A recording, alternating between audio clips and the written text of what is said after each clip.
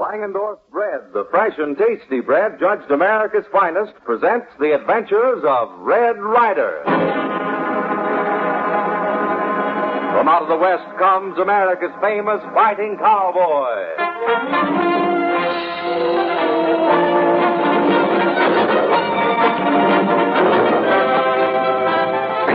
The bail will be, $20. Seems a little steep, but that's what it says here in the ordinance. Yeah, that's funny. My pocketbook seems to be missing. Oh, here, let me frisk you, Ryder. Well, you sure ain't got it now. I'm sorry, but the law says I'll have to keep you here all night. And just for poking that fellow Bowser in the beezer, too. Now, that's what I call carrying law and order a mite too far. But what I can't figure out is what happened to my pocketbook. Tonight's Red Ryder adventure, called The Law Comes to Stovepipe, tells the exciting and amusing story of what happens in a small western town when the law swings into the saddle. But right now, we're going to join a football party that's just over. Well, Judy, you look pleased as puns. I am, Mother. Everybody had fun. The game was exciting, and the lunch you served was marvelous. Gee, I didn't know sandwiches could taste so good. Well, you can thank Langendorf Bread for that. Langendorf Bread makes everything taste extra good because it has lots of extra flavor and freshness. And it also has lots of extra friends since the party. Everyone said it really hit the spot. Langendorf Bread always hits the spot. Served for snacks, sandwiches, and all meals. That's because Langendorf is a richer, finer bread, brimming with creamy, smooth goodness and oven-fresh flavor. Only top-quality ingredients, milk, fresh wheat shortening, sugar, are used in Langendorf Bread. Every flavor-filled loaf is baked with moist heat to protect its freshness, make it stay fresh longer, and it's vitamin and mineral enriched. Tomorrow, get the bread judged America's finest, fresh and tasty Langendorf Bread.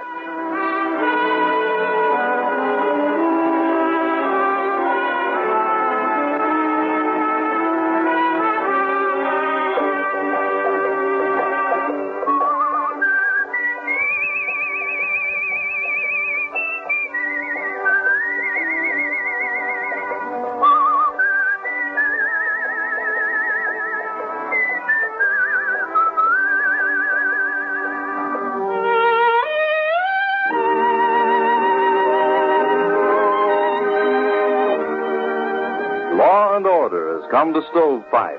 That is to say, the community now has a town marshal and a jail. To celebrate the momentous occasion, a carnival company has been invited to set up its tents in the main street. But the festive spirit which prevails through most of the town fails to reach into the dismal office of Obadiah Entwistle, the town moneybags. Just a minute. I can't stand listening to people enjoying themselves. I think it's sinful. Oh, please. Now, there ain't no use you're doing that, Mrs. Calvert. I extend your note for 30 days, and I don't intend to extend it another minute longer. Look here, Mr. Entwistle. Entwistle, confound it. Entwistle. Oh, Mrs. Calvert's a widow, and after all... It ain't no fault of mine that a horse kicked her husband in the head. She borrowed money on a place, and she ain't paid it back. And if it ain't forthcoming by tomorrow morning, I'm taking possession. And that's final. But she told you that she'd have the money for you in a day or two. She sold some property in the East, but the money's still in escrow. Now, it won't hurt you any to wait a couple of days for it. It ain't a question of being hurt, Ryder. Business is business, and I want what's coming to me. And I got a sneaking hunch you're gonna get it, too. Hey, shot. You heard, Red? Sounded like they having trouble down at Carnival Ground. Yes, the kind of trouble I know how to deal with. But when I come up against a sniveling old vulture who'd bust in two if you shook a finger at him, I feel as helpless as a kid in swaddling clothes. What? Hey, you just listen, boss. Some of the boys caught one of them carnival grifters listening to customers' pocketbook and... What's the matter, boss? Your collar too tight? Mauser, take this insolent red-headed whippersnapper and throw him out of my office. Oh, the bodyguard, eh? Well, anybody who'd work for a penny-pinching old skinflint like you just isn't big enough to throw me out. I'll show you who ain't big enough. You're heavy enough. Yeah. But your weight isn't well distributed. You could stand a few more ounces under your hat. Now, ain't that there a pitiful sight? It looks like a picture I once seen of a dead whale washed up on the beach. You ain't gonna get away with that. Help! Murder! Police! That means you're cool from shore holler. I'll see, Ken. Red, take me out of here. All right. Help! Help! Murder!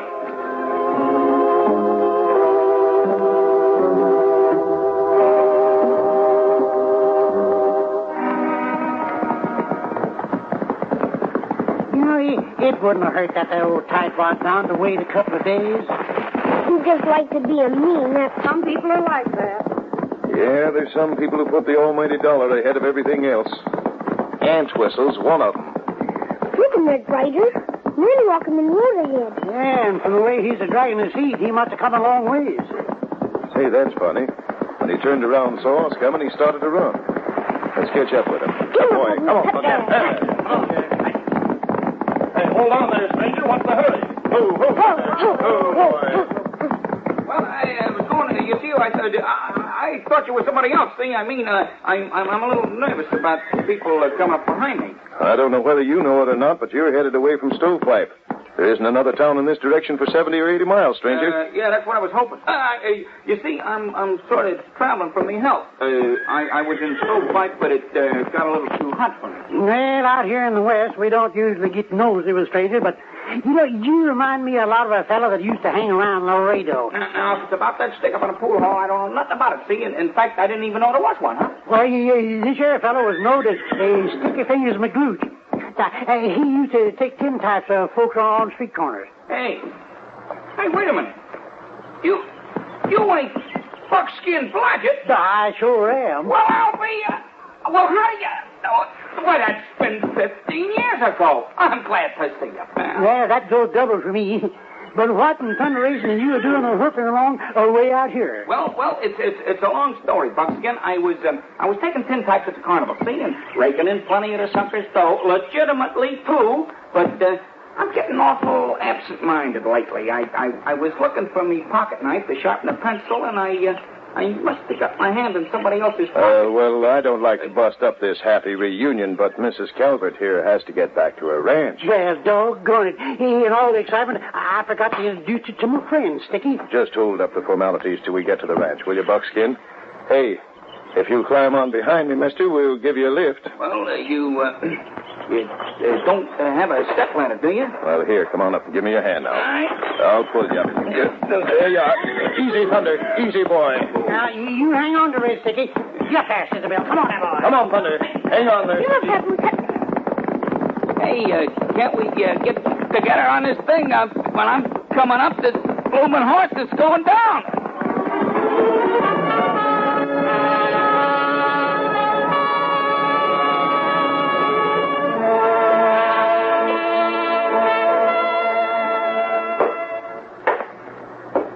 It was awful nice of you to have me for supper with you, Miss Calvert. Why, you was more than welcome, Mr. McGlooch. You never finished telling us why you leave on carnival. Oh, it didn't, huh? Well, it was something about being absent-minded, you said. Yeah, I'm getting terrible forgetful lately, and Now, where did I get this watch and chain? Say, that there's my Waterbury, Sticky. Well, it sure is funny how it got in my possession. You're having company, Mrs. Calvert. There's some gent ambling up to your front door. You know him? Why, that's the new town marshal. What does he want, I wonder? I'm getting terrible thirsty all of a sudden. If you don't mind, I'll just go out in the kitchen and help myself to a dipper of water. It's kind of funny where he got my watch. Come in. One of you fellers named Ryder? Yes, I am. Why? Well, I'm the law in these here parts, and I got a warrant for your arrest on a charge of assault and battery. You've got what? Ain't that ridiculous?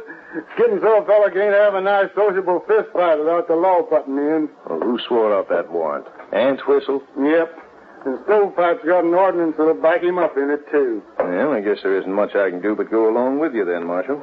Well, since you're so nice and accommodating about it, I'll just book you and let you go out again on bail. Well, thanks. Well, of course, you'll have to have the cash now. I ain't allowed to take no check. And Buckskin, you and the little button wait for me here. I'll be back in a couple of hours at the outside. Oh, Red, I'm mighty sorry. The whole thing is my fault. You forget it. That one sock I took at Aunt Whistle's bodyguard was worth it. Poor Red. I shouldn't have asked him to help me in the first place. Nah, don't you worry none about him, ma'am. He'll be back out in that who's gal and back here before you know it.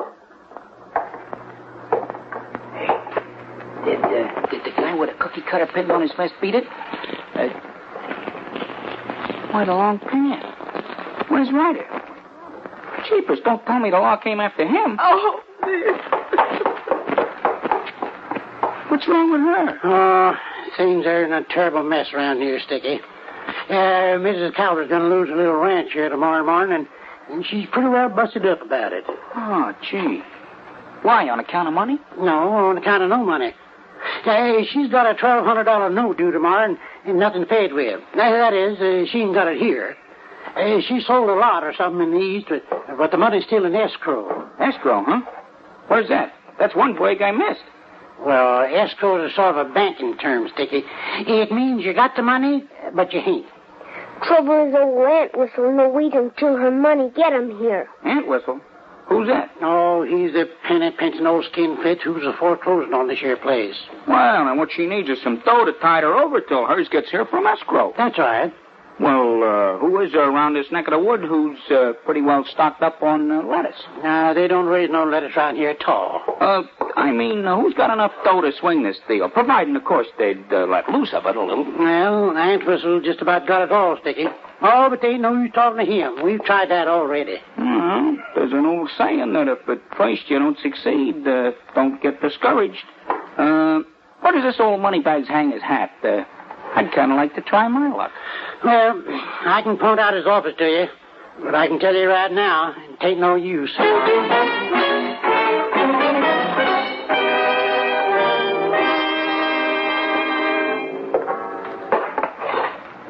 Well, what do you think of our new jail, Ryder?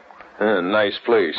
Well, now, let me see. The bail will be $20. Huh? Seems a little steep, but that's what it says here in the ordinance. Well, that's funny. My pocketbook seems to be missing. I know it had it here with me earlier. Paid for lunch at the hotel dining room. Well, here, let me frisk you, Ryder. Well, you sure ain't got it now. Well, I'm sorry, but the law says I'll have to keep you here all night. And just for poking that fellow Bowser in the beezer, too. That's what I call carrying law and order a mite too far. What I can't figure out is what happened to my pocketbook.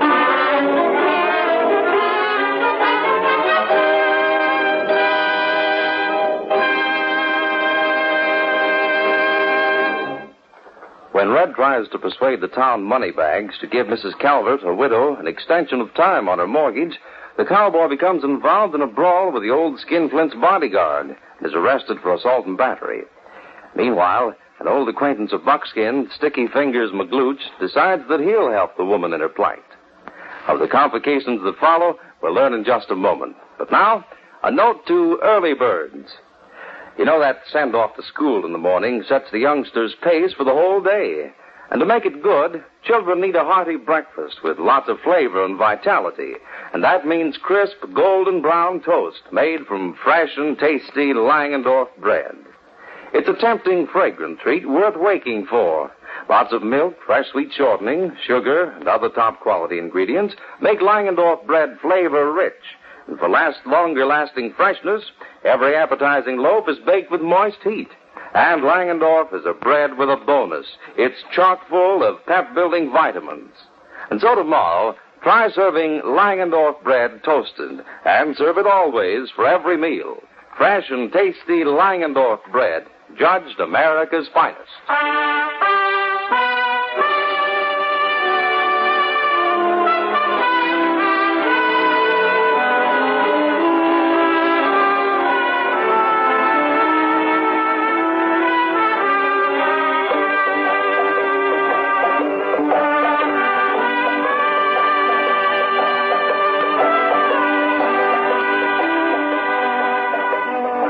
As we return to our story of the West that lives forever, we find Buckskin, Little Beaver, and Sticky Fingers McGlooch in the office of Mr. Entwistle.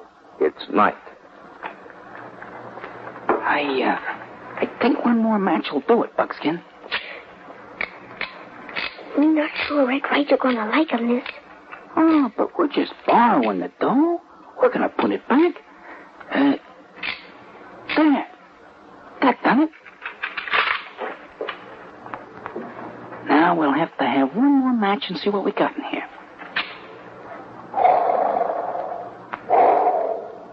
Look at them mint leaves.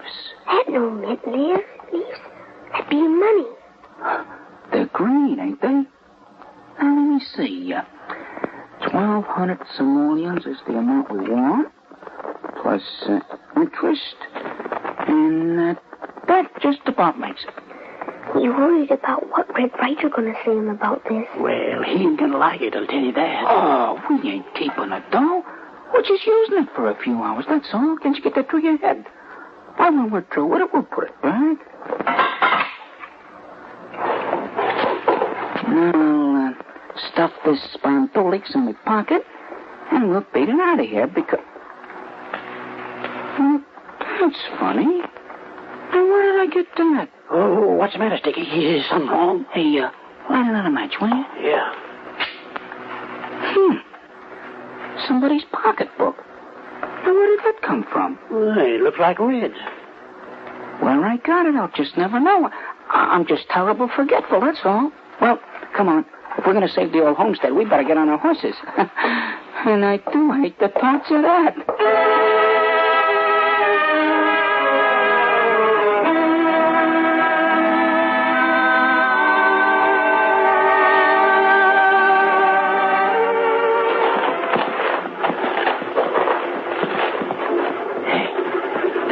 Whistle and his bodyguard ain't coming in there buckboard, Sticky. Yeah, and it ain't yet the crack of dawn. He sure ain't wasting any time, is he? Well, let him come. We're ready for him. Whoa, Hadley! Whoa, whoa!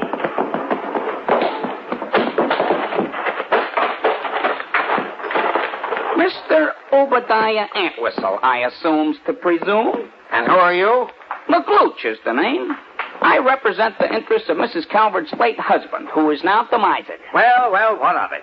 If you have business with me, state it. I am what is known in financial circles as a picker-upper. I'm here to pick up that measly little note that you've been kicking up all the fuss about. You don't mean you're going to pay it? Certainly I'm going to pay it. I think your attitude in this matter has not only been infinitesimal and picayune, but it's also been small, Mr. Entwistle. Is that an insult to us? I'm not sure yet. Wait. If you'll step into the barn for a minute, we'll conclude this little transaction. I got the money in my pocket. And why go in the barn? Why not hand it over here? My dear Mr. Entwistle, I am a businessman. I'm used to transacting my transactions in an office.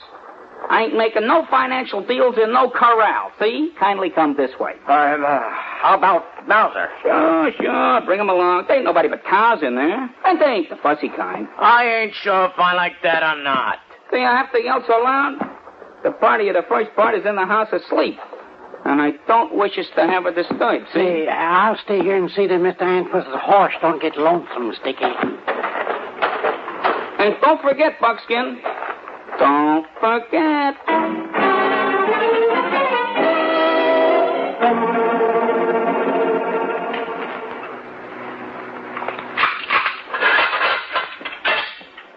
Well, it's daylight, Ryder. According to the law, you spent the night in jail. Now you're free to go. Fine thing. Here I am cooped up in the jug all night. My friends don't even come to see me. Of course, if you want to stay till 7, you got breakfast coming on the counter, you know. No, thanks. Just the same. Oh, I'm warning you, Marshal. If that bodyguard of Entwistle's ever gets in my way again, I may turn out to be a permanent guest of yours.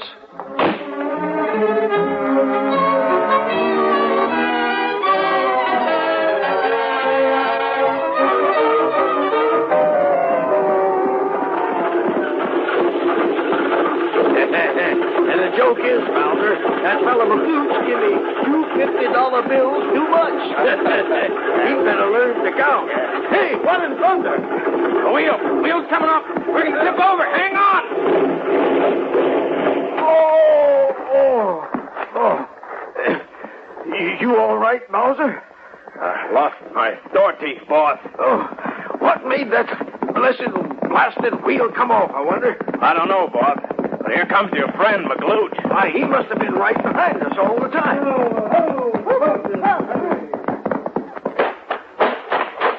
Why, Mr. Antwhistle, you're going to get the seat of your pants dirty sitting there in that road. Did something happen? Yeah, the wheel come off the backboard, can't you see? Anybody get him hurt? Say, did you see anything of my store teeth? I still can't figure out what made that wheel come off. Say, you sure got yourself all dirty, Mr. Antwhistle. Yeah, here, I'll help you up and brush you off. Wait a brushing, I'll do the brushing. Let me help you up, Mr. Antwhistle. Thanks. Red Ryder from Buckskin. Yeah, it's looking black as a thundercloud. Move, Thunder. Oh, boy. Say, does it happen to interest you that I've been locked up in the stovepipe jail since last night, and all on account of that mangy varmint you're brushing off so carefully? Yeah? Well, you better stop that kind of talk. You slipped over Lucky Punch before, but this time, I'm going to tear you into little pieces. If you had teeth, you'd bite me. Yeah, it's kind of getting monotonous, ain't it? Here comes Marshall again. Had it again, eh? Whoa there, whoa now. Hiya, Marshal. I was afraid something like this was going to happen. I again charge that man with assault and battery on the person of my bodyguard, and I demand that you do your duty. Well, I'm sorry, Ryder, but I know. The law's come to stovepipe. All right, Marshal, let's go. But this time, some of my friends had better come and bail me out. Oh, that reminds me. Did you drop this pocketbook by any chance? Yes, I thought I'd lost it. Thanks. Where'd you find it, Sticky? I don't know. I'm just getting terrible forgetful lately.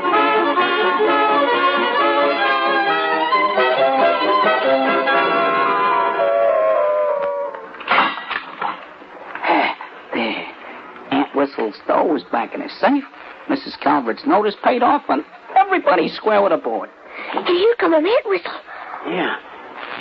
And he's getting us red-handed in his office. How'd they get into town so quick? Well, look who's here. Do you mind telling me what you three are doing in my office? Not at all. No, we're here because... And where did you get that watch you're swinging around by the chain? No use talking. I sure am getting forgetful. I asked you where you got my watch. Well, I wasn't sure it was yours, see, so I brung it over to find out, and that's what we're doing in your office. Well, give it here. You didn't happen to find my store teeth, did you? No, not that I recall. Come on, Buckskin. I think we better be getting along. And good day again, Mr. Antwhistle. Remember me to the missus. Quaint character, Bowser. Very quaint. As soon as I put this $1,200 in the safe, why, we'll... Bowser, it's gone. Not the money. No, the $1,200 McLooch give me. I've been robbed. Oh, don't look at me. I get it, Bowser, I get it. How did McLooch get my watch? And how did he get into my office when the door was locked?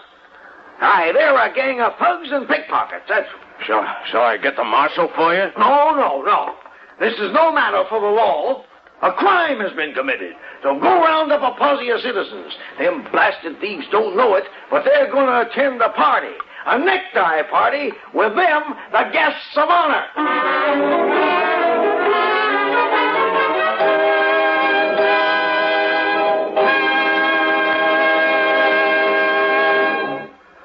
Although his intentions are doubtless the best, Sticky Fingers McLooch has certainly complicated things for America's famous fighting cowboy. And for the action-packed climax to our story, we'll return in just a few seconds. You know, energy is a pretty precious item these busy days of building a secure future. And if you want your family to get the extra energy they need at every meal, try including fresh, delicious Dr. Penland's Vitamin B1 wheat bread in your daily menus. Every tempting loaf of Dr. Penland's Vitamin B1 wheat bread is fortified with 750 units of Vitamin B1. Yes, 750 units of energizing, vitalizing B1 in every loaf. And you get a large serving of extra flavor, too, with Dr. Penland's Vitamin B1 wheat bread. It has a distinctive wheaty, nut-like flavor that adds hearty enjoyment to every meal. For stepping up energy and pepping up appetites, try fresh, delicious Dr. Penland's Vitamin B1 wheat bread. Ideal for reducing diets. As we get back to our adventure with America's famous fighting cowboy, we find that a mob of irate citizens, led by Obadiah Entwistle, have now rounded up Buckskin and McGlooch and are about to take the law into their own hands. You two thieving polecats, anything to say? Before we drive them horses out from under you and leave you dangling from that limb? Only that you're making a doggone serious mistake. There's law in Stovepipe now, and every one of you's going to pay for the share. That's the kind of thanks I get for bringing back your watch. Ah, shut up. Let's string them up, boys, and get it over with. The little engine's bringing help. Here comes that redhead. Now, Marco, boys. Take your ground, fellas. Take your ground.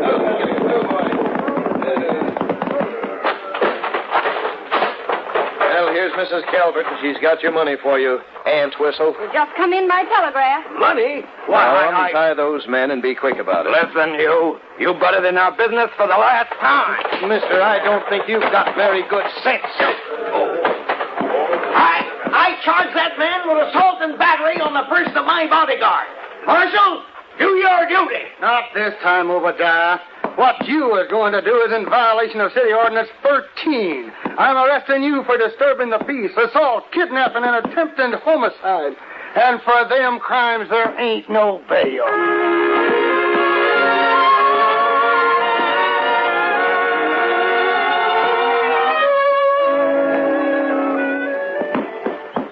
Well, thanks to you and your friends, Red, my troubles are all over. Yeah, and Entwistle is just the beginning. That there thieving old skin fence are getting just what he deserves. Well, I'm getting out of here. The wild and woolly west ain't no place for Sticky Fingers McGlooch. Well, if you want to ride with us as far as Devil's Hole, you can catch a train from there. Listen, Red, the only time I'm going to have anything more to do with horses is when they're pulling a hearse and I'm in it. So long, Sticky. It's my night to see you again. Yeah, the same here. Hey, that's a funny thing. How did these things get in my hip pocket? What things? Like this set of false teeth. Goodbye, Bob. Goodbye, Mrs. Calvert. Goodbye, Sticky. Get around now, Oh, boy. Stretch those legs. Come on, thunder.